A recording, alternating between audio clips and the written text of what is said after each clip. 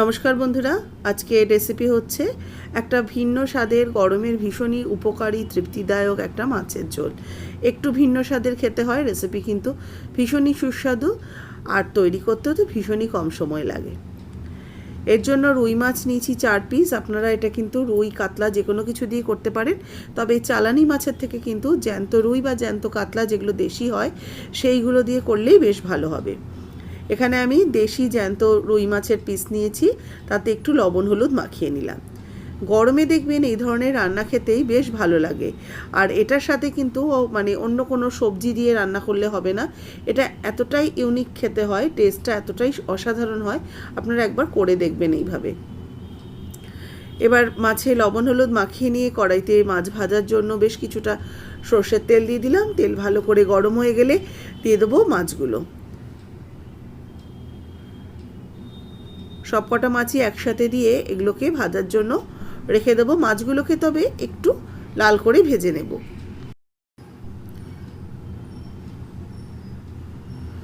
মাছগুলোকে একটু হালকা বাদামি রং করে ভাজবো।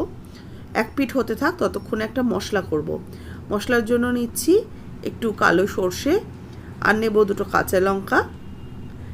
কাঁচা লঙ্কা দুটো ফাটিয়ে নিয়ে নিচ্ছি। এতে একটু লবণ দিয়ে এটাকে আগে শুকনো একটু ঘুরিয়ে নেব, তারপরে অল্প একটু জল দিয়ে এটাকে পেস্ট করে নেব। প্রথমে শুকনো একটু ঘুরিয়ে নিলাম, তারপর অল্প একটু সামান্য জল দিয়ে এটাকে এবার বেটে নিচ্ছি।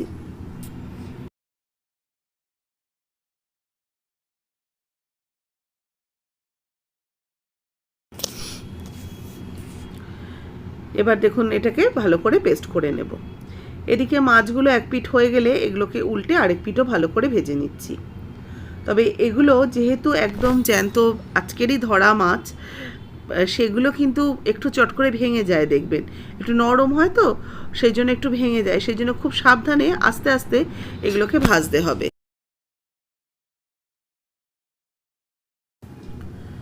মাছগুলো মোটামুটি ভাজা হয়ে গেছে, এবার এগুলোকে তেল থেকে উঠিয়ে রেখে দেবো।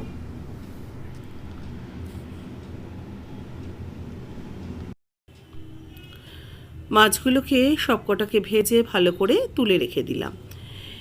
এবার ওই তেলের মধ্যেই ফোড়ন দিয়ে দেবো কালো জিরে আর শুকনো লঙ্কা। কালো জিরে শুকনো লঙ্কাটা একটু ফোড়ন হতে থাক, ততক্ষণে একটা মশলা করে নিচ্ছি। হলুদ গুঁড়ো, শুকনো লঙ্কার গুঁড়ো, আর দেব সামান্য লবণ, মানে স্বাদ মতো লবণ দিয়ে দিলাম। একটু সামান্য চিনি দিচ্ছি, অল্প একটু জল দিয়ে ভালো করে এটাকে মিশিয়ে নেব।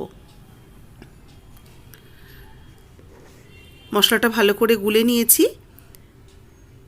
এবার যেটা ফোড়ন দিয়েছি এই তেলের মধ্যেই দিয়ে দিচ্ছি কেটে রাখা আমগুলোকে দিয়ে একটু ভেজে নেব।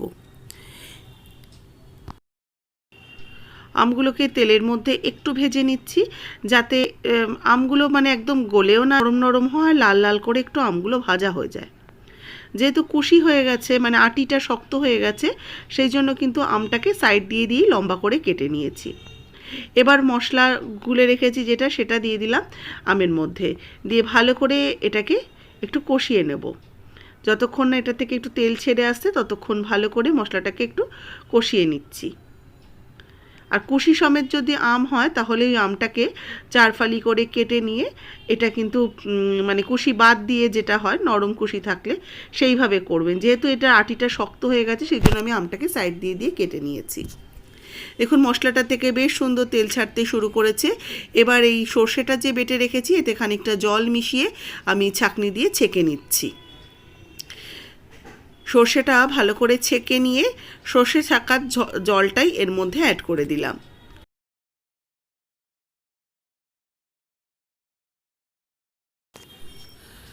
ভালো করে সর্ষের থেকে রসটাকে বার করে নিয়েছি চিপে চিপে। এবার এটাকে ভালো করে একটু মিশিয়ে নিয়ে একটু ফুটতে দেব। অল্প একটু জলও অ্যাড করবো এর মধ্যে, 1 কাপের মতো জল দিয়ে দিলাম।